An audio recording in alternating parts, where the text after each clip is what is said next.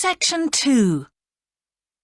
You will hear a man giving a talk to new members of a wildlife club in the south of England. First, you have some time to look at questions 11 to 13.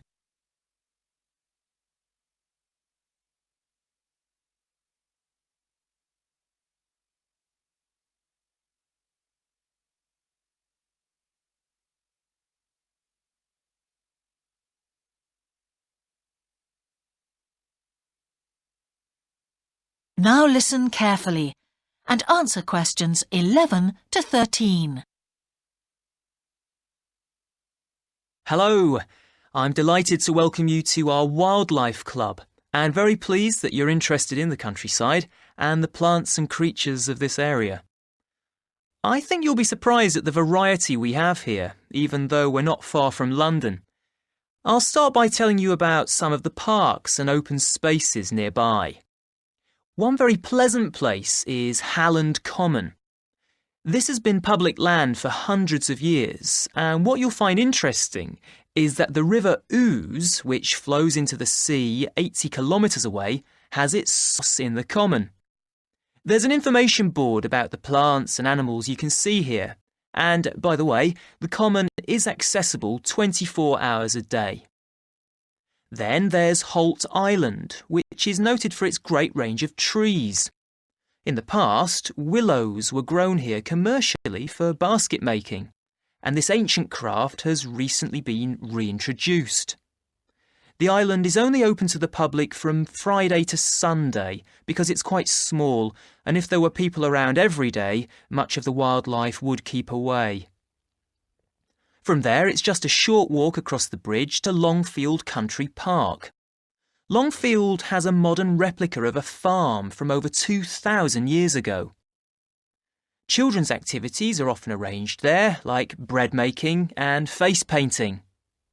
The park is only open during daylight hours, so bear that in mind if you decide to go there.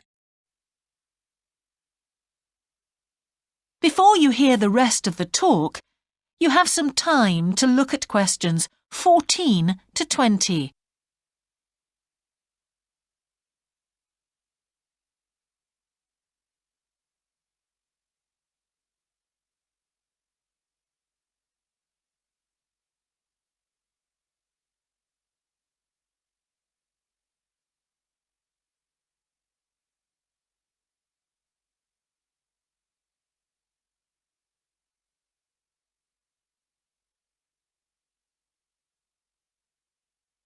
Now listen and answer questions 14 to 20.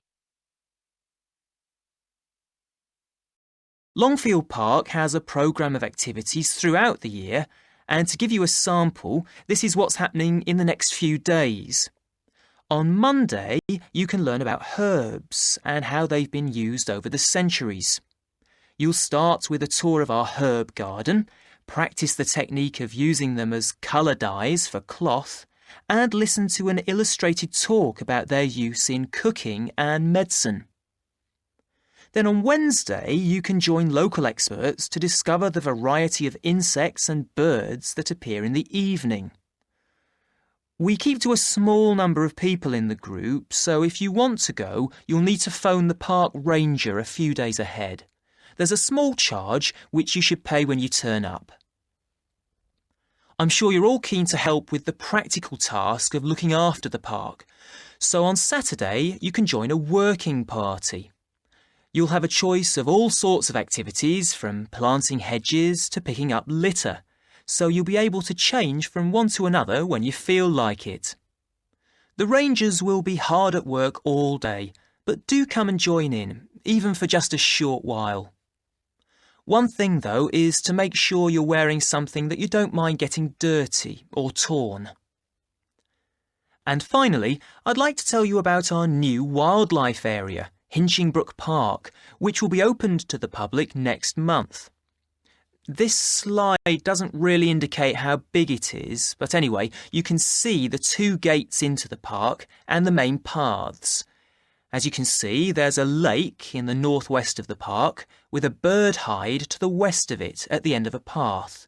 so it'll be a nice, quiet place for watching the birds on the lake. Fairly close to where refreshments are available, there's a dog walking area in the southern part of the park, leading off from the path. And if you just want to sit and relax, you can go to the flower garden. That's the circular area on the map, surrounded by paths. And finally, there's a wooded area in the western section of the park, between two paths. OK, that's enough from me, so let's get on and have a look. That is the end of section 2. You now have half a minute to check your answers.